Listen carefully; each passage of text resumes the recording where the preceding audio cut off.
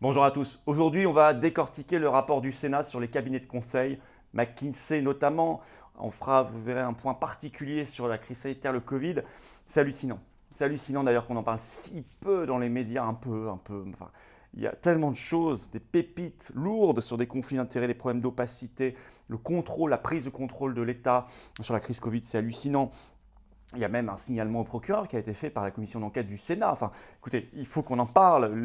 Et puis, il faut qu'on nettoie les écuries. Je veux dire, notamment les liens incestueux avec la République en marche, avec le macronisme. On va revenir sur tout ça parce que c'est important. Si on veut voir la vérité, il faut connaître ce qu'il y a vraiment dans ce que le Sénat appelle un phénomène tentaculaire. Rien que ça. Des problèmes aussi d'évasion fiscale. Bon, bref, on va se pencher sur ce rapport choc, sur ce rapport incroyable, pour justement le mettre, le poser dans le débat. Donc faites circuler cette vidéo, je pense que vous allez y apprendre beaucoup de choses. Et pour forcer, on est en pleine campagne présidentielle, chacun à se positionner, mais même au-delà de ça, vous savez que je ne crois pas tout simplement qu'aux campagnes électorales. Il faut aller bien au-delà de ça et prendre des décisions. On y reviendra évidemment en fin de vidéo de manière extrêmement précise. Alors on va se battre sur tout ça, pour la vérité, la liberté, la paix aussi. Face à toutes les manipulations, il ne faut pas lâcher l'affaire, surtout pas là. Dans quelques jours, ils vont voter l'obligation vaccinale pour tous, Covid en Allemagne. Non mais attendez, vous croyez, on est en campagne électorale, là, ils vous endorment, ils endorment tout le monde, ils nous endorment. Il faut être le plus nombreux possible ce samedi 19 mars, plus nombreux que jamais, j'ai envie de dire. Plus nombreux que jamais. Rendez-vous Paris, 14h, cortège national jusque sous les fenêtres de Véran. Le rendez-vous est place de Barcelone, Paris 16. On aura Maître Divisio, on aura Charles-Henri Gallois de Génération Frexit, on aura Nicolas Dupont-Aignan qui sera là. Bref, et tant de monde et des personnels suspendus. On place spécialement cette journée sous le signe de la lutte pour la réintégration des personnels suspendus. Bah oui, ça aussi, il faut en parler très fort. Moi, je compte sur vous pour venir très nombreux, avec d'ailleurs des drapeaux français, drapeaux de la liberté, de la souveraineté. Et puis, partout en France, vous allez sur les-patriotes.fr en première page. Nos référents bénévoles militants font des choses formidables près de chez vous. Si vous ne pouvez pas venir à l'événement national à Paris, allez près de chez vous, allez les soutenir, allez renforcer leurs troupes parce qu'ils se donnent à fond, ils ont bien raison. Bravo à eux. Abonnez-vous. Abonnez-vous à cette chaîne YouTube. Un petit clic, une seconde, c'est gratuit. Hop, vous le faites maintenant. Plus on est abonné, plus ces vidéos circulent. C'est mécanique. Voilà, je compte sur vous. Merci d'avance. Vous savez qu'il y a toujours la pétition nationale contre l'obligation vaccinale Covid. Qui pointe le bout de son nez. Elle est en lien sous la vidéo en description si vous ne l'avez pas encore signée ou pas encore partagé, relayé, envoyé à vos amis, mise en lien sur les réseaux sociaux. On se donne d'ailleurs ce vendredi 18 mars, on se donne rendez-vous à 19h ici sur cette chaîne YouTube pour un direct. Ça va déménager. Questions-réponses avec vous. On va faire le tour de l'actualité, je prendrai vos questions, réfléchissez-y. 19h ce vendredi 18 mars sur cette chaîne YouTube. Je vous attends, on sera en direct. Voilà, venez aux Patriotes. Ouais, j'aimerais bien que ce soir, quand vous veniez au direct, vous me disiez « Ah bah ce matin, j'étais pas adhérent, maintenant je le suis. » Ou « J'étais plus adhérent. » Vous savez, ça dure 1 an l'adhésion, c'est annuel. Je le suis à nouveau. Voilà. Ben ça, ce serait formidable. Parce que ça voudrait dire qu'on est encore plus nombreux dans le combat. Et on doit être nombreux dans le combat. Et on doit être encore plus nombreux chaque jour dans le combat. Parce qu'on a une oligarchie incroyable face à nous, mais nous, on est incroyable. On est beaucoup plus fort qu'eux parce qu'on a nos convictions. Mais il faut venir. Ça, c'est le collectif, il est là. Carte orange de résistance. Le lien pour adhérer ou reprendre votre adhésion annuelle aux Patriotes, c'est tout simple. Ce lien est sous la vidéo en description. Il est également en premier commentaire épinglé. Il sera également en fin de vidéo en cliquant là ou là sur l'écran. Vous avez le choix. Sous la vidéo en description, il y a également la possibilité de faire un don de soutien aux Patriotes pour financer tout ce qu'on fait. On n'a pas un centime des banques ni de l'État, je vous le rappelle. Or, on fait depuis des années. Et ça coûte cher et on a plein de projets. Et on ne va pas lâcher l'affaire sur tous les sujets. Sur tous les sujets. Donc le lien pour faire un don, il est sous la vidéo en description, aux Patriotes. Adhésion, réadhésion, dons sont d'ailleurs défiscalisés aux 2/3 pour vous. Alors bravo, bravo aux réadhérents, aux donateurs et du fond du cœur, très sincèrement, bienvenue aux nouveaux Patriotes, nouveaux résistants. Alors, rapport publié ce 17 mars 2022 au nom, je cite, de la commission d'enquête sur l'influence croissante des cabinets de conseil privés sur les politiques publiques par 2 sénateurs. Alors, sur le titre, la première page, c'est 350 pages, j'ai tout lu, c'est sur le site du Sénat. La première page de ce rapport, un phénomène tentaculaire, c'est ce qui est écrit en toutes lettres. Voilà. Alors, on va disséquer ça, vous allez voir, c'est impressionnant. Oh, je vais vous mettre le lien d'ailleurs vers ce rapport, je vais vous le mettre sous la vidéo en description, comme ça, si vous voulez aller voir directement. Mais là, je vous ai fait ici le compte-rendu. Alors, on parle de cabinet de conseil souvent anglo-saxon, notamment McKinsey, l'américain. Alors, tout de suite, page 7, ce rapport dit les choses. Il y a un problème de souveraineté, notre souveraineté face à ces cabinets privés, et 2, problème de bonne utilisation des deniers publics. Ça coûte un fric fou, un pognon de dingue, comme dirait l'autre. Alors que le rapport rappelle qu'en France, il y a près de 2,5 millions de fonctionnaires d'État qui sont déjà payés, formés pour faire le boulot. Donc c'est quand même extraordinairement choquant, mais ça va plus loin que ces problèmes d'argent qui sont déjà choquants. C'est le problème des conflits d'intérêts, de la prise de contrôle de notre souveraineté. Vous voyez, c'est un problème fondamental face à l'oligarchie en réalité. Alors, d'abord, que dit ce rapport? Explosion du recours à ces cabinets sous la Macronie. Comme quoi, on se demande finalement si c'est ces cabinets qui bossent pour l'État ou si c'est l'État qui bosse pour ces cabinets. Est-ce que la Macronie est une créature simplement de McKinsey, de ces cabinets? Franchement, vu l'implication dans la campagne en 2016-2017 de ces cabinets dans la campagne de Macron, on peut vraiment se poser la question. Bon, je pense qu'on a même la réponse. Et explosion des coûts avec même des scandales. Alors, je vous donne des exemples. À chaque fois, je vous dis les pages dans le rapport, vous pouvez retrouver. Page 8, on apprend qu'il y a plus d'1 milliard d'euros pour les cabinets de conseil en 2021. Et encore, écrit le rapport, il s'agit d'une estimation minimale. 2021 plus 45% en un an. Par rapport à 2018, fois 2,36. Page 9, le rapport écrit « Le recours aux consultants, aujourd'hui, est devenu un réflexe ». Alors, page 14, on nous apprend ceci, écoutez bien. Une journée de consultant coûte en moyenne 1 528 euros à l'État. 1 528 euros. Un exemple donné, page 15. 558 900 euros versés par l'État à 2 cabinets, le BCG, Boston Consulting Group et Ernst Young, EY, pour organiser une convention, 3 petits points, finalement annulée. Finalement annulée. Est-ce que l'argent a été rendu? Le rapport manifestement dit que non. C'est quand même l'argent de nos impôts, quoi. Enfin, je veux dire, c'est...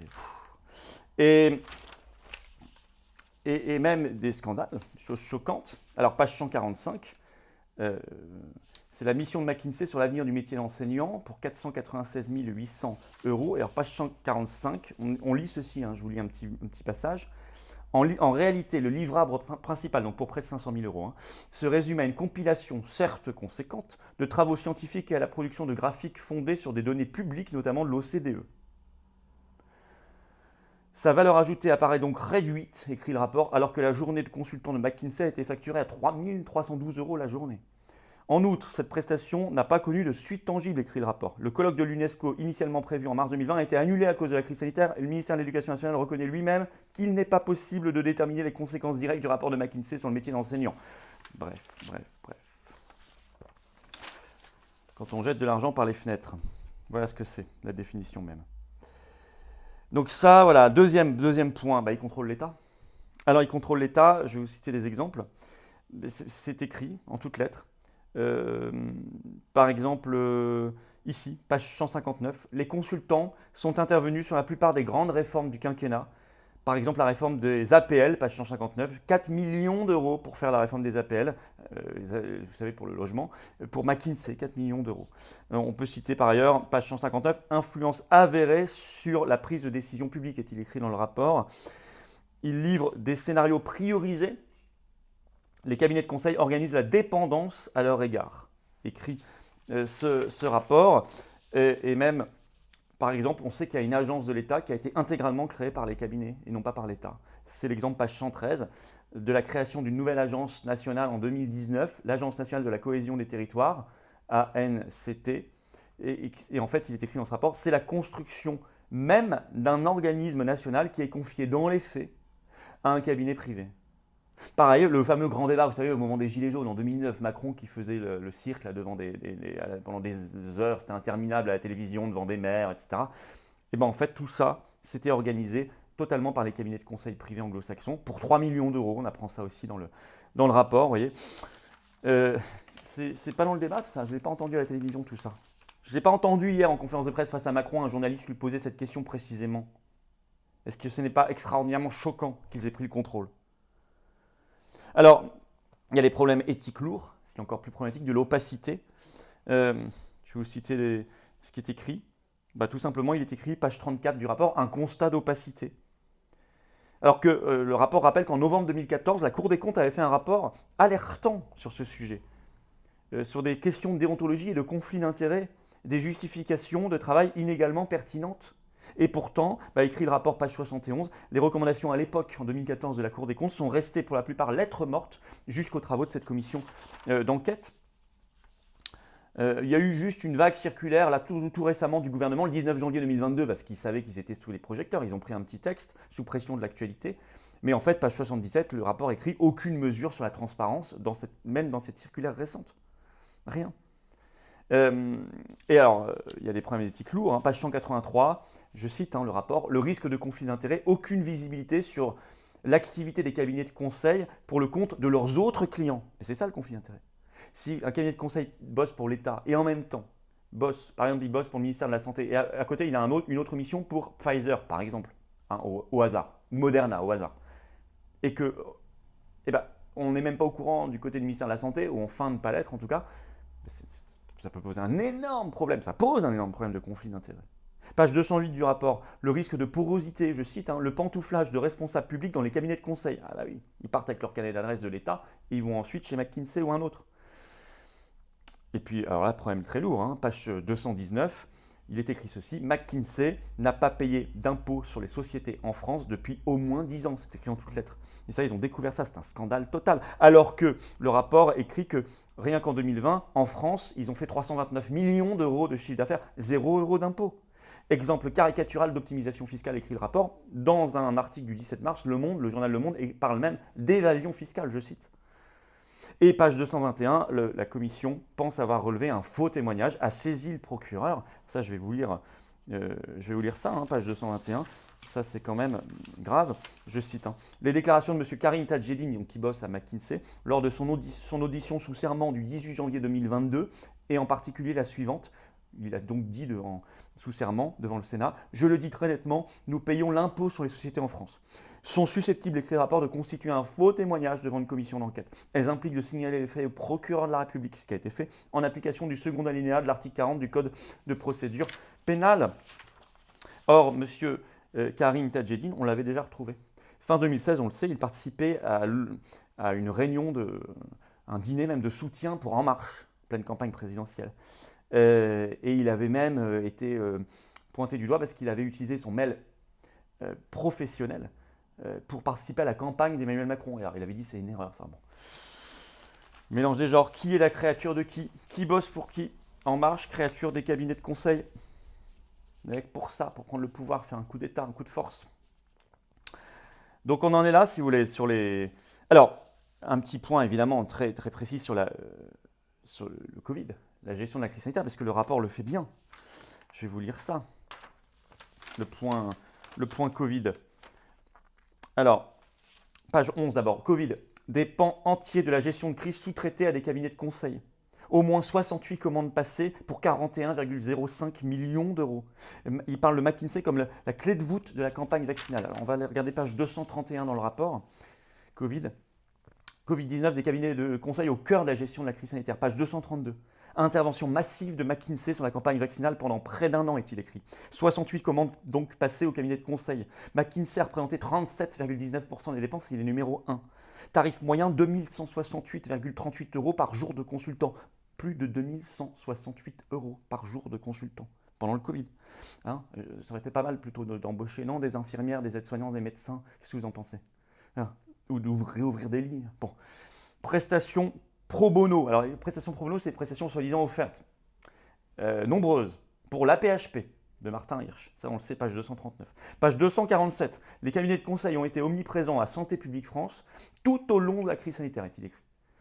Alors, une caricature quand même incroyable. C'est page 259. Je vais vous lire ça. Ah, vous voyez, moi, je l'ai bien disséqué ce rapport. Il faut le faire.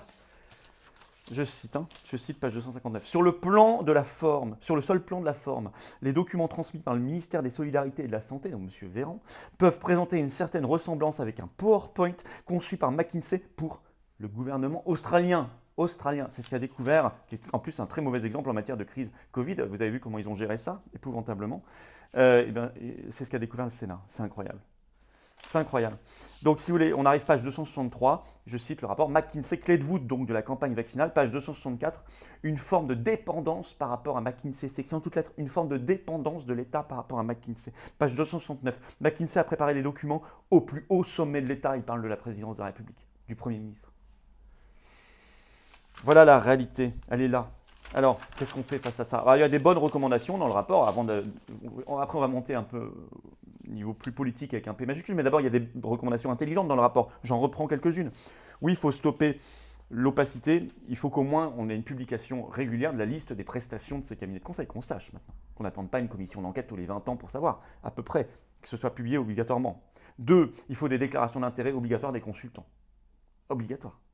Pour lutter contre les conflits d'intérêts. 3, il faut stopper les prestations dites pro bono gratuites, parce qu'en fait, il n'y a jamais rien de gratuit. Ça, c'est très malsain.